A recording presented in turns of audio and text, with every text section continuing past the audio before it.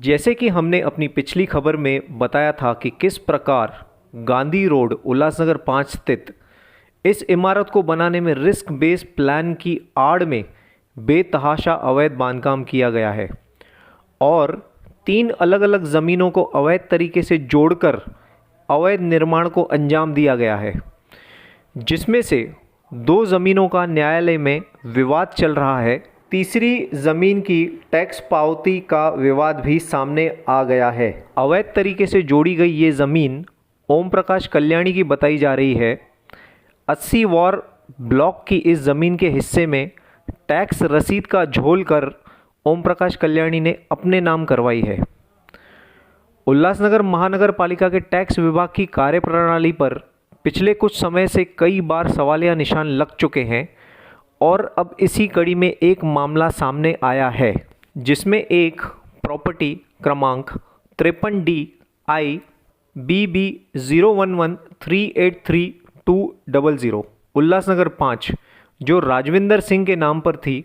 जिसे उन्होंने साल 2017 में रजिस्टर्ड एग्रीमेंट द्वारा खरीदा था, जिसके संबंध में सारे टैक्स नियमानुसार भरे गए थे और जिसकी पावतियां भी मौजूद हैं और जिसकी 2018 में मनपा के संबंधित विभाग द्वारा टैक्स पावती भी इन्होंने अपने नाम करवा ली थी।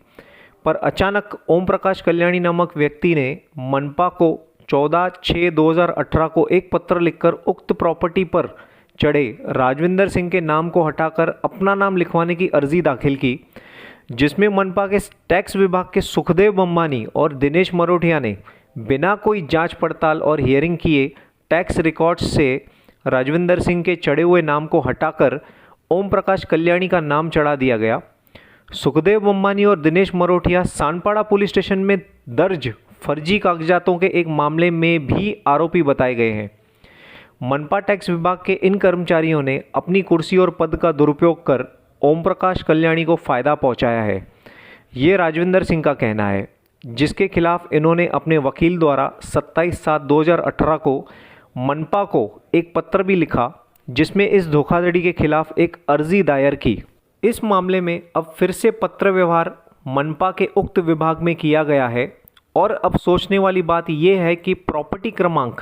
Near block number C779 room number 1557 है, जबकि ओम प्रकाश कल्याणी ने block number C779 room number 1557 में से 80 वार प्रॉपर्टी खरीद रखी थी। तब नियर वाली राजविंदर सिंह की प्रॉपर्टी क्रमांक को ब्लॉक के 80 वार हिस्से में कैसे चढ़ा दिया गया?